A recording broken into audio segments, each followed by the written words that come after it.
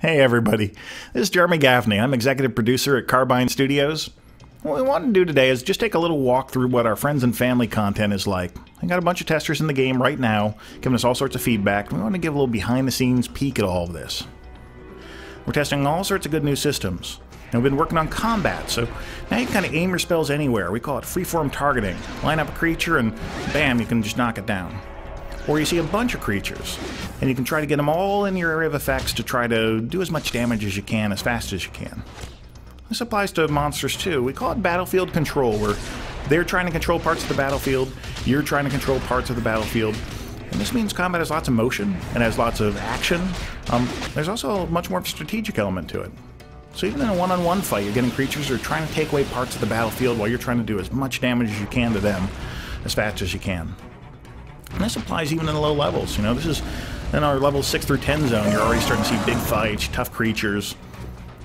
And also you're able to start interacting with the environment in really interesting ways. You know, this blue rock's called Loftite, and it makes you lighter than air when you get near it. So you can super jump. Whenever you see that kind of blue crystal, you can use this to bounce around through the world.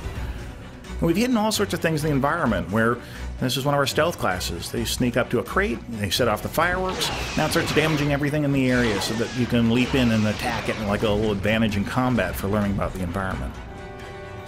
These things aren't just small things, you know, they're big ones too.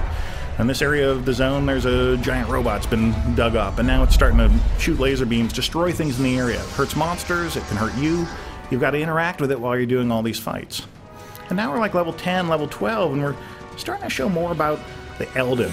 Now that's that mysterious race. They disappeared and they left all this crazy stuff behind like that robot, and you gotta figure out why. So we talked about paths already. Now this is your playstyle. If you're a soldier, you choose a combat playstyle, and now about 20% of your quests become about doing big public events, doing missions that are all about combat, new ways of beating stuff up.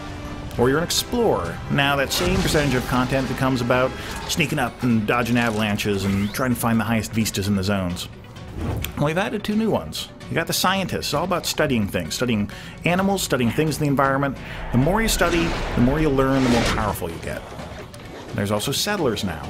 These guys are all about building up the world so that you take the towns, you take the quest hubs, you make them stronger. You add new vendors, you add new powerful things for players to do inside of them.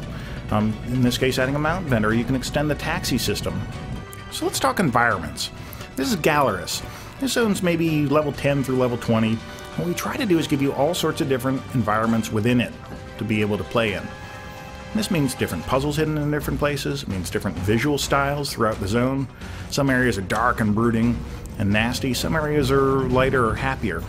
What we're really trying to do is make sure you don't get bored. These games take hundreds of hours to play, and so we want to make sure that you're getting a whole bunch of different visual stimuli and also different gameplays throughout it.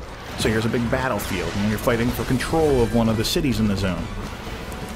And what this means is that you're having a different kind of experience here than you are elsewhere, and we keep on varying this up. And every half hour or so, we like to throw a curveball at you to keep on making sure things are interesting for you. So our goal here was to cover about 45 hours of content in under 4 minutes. That has proved to be impossible. There's still a ton more that we need to talk about, including what are these strange floating islands up in the sky. So keep an eye on our Wildstar Wednesdays. We love interacting with our fans, and so we'll just keep on putting up more and more information and listening to you, the fan. Thank you very much.